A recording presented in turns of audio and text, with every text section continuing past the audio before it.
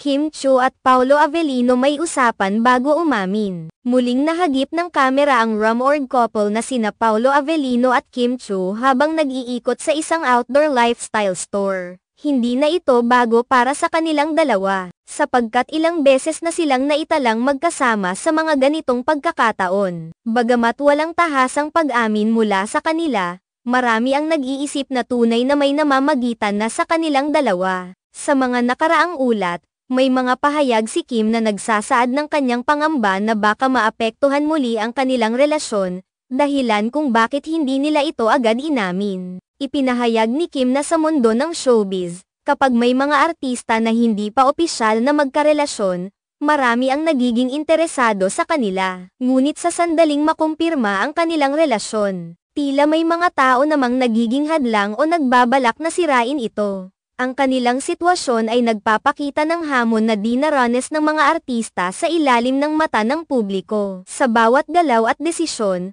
may mga opinyon at haka-haka na pumapalibot sa kanila, na maaaring makaapekto sa kanilang personal na buhay. Sa kabila ng mga pagdududa, mukhang patuloy ang pagsuporta ng mga tagahanga sa kanilang dalawa. Umaasa na maging masaya sila sa kanilang mga pinagdaraanan. Sa mga social media posts, makikita ang mga tagahanga na nagpapahayag ng kanilang suporta at pagbati para sa magkapareha, na tila nag-uudyok sa kanila na ipagpatuloy ang kanilang magandang samahan.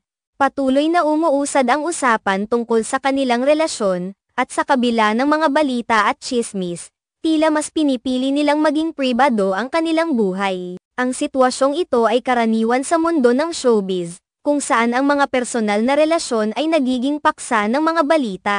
Ang pressure mula sa media at mga tagahanga ay nagiging bahagi ng kanilang buhay, kaya't natural lamang na mag-ingat ang mga artista sa kanilang mga pahayag at aksyon. Kahit na hindi pa nila ito tahasang inamin, ang mga paglabas nila bilang magkasama ay nagbigay ng pag-asa sa mga taga-suporta na mayroong tunay na ugnayan sa pagitan nila. Ang mga simpleng sandali na sila ay magkasama, tulad ng pagbisita sa isang tindahan, ay nagiging simbolo ng kanilang pag-unlad bilang magkaibigan at posibleng higit pa. Sa mga ganitong pagkakataon, mahalaga ang tiwala at pag-unawa sa isa't isa. Ang pagkakaroon ng open communication ay isa sa mga susi sa anumang relasyon, lalo na sa harap ng mga pagsubok at intriga mula sa labas. Ipinapakita ni Kim at Paolo na sa kabila ng mga hamon, patuloy silang lumalaban at nagmamahalan. Ang kanilang kwento ay isang paalala na kahit gaano pa man kahirap ang sitwasyon, ang pagmamahal at pagkakaunawaan ay mahalaga sa bawat hakbang. Sa bandang huli,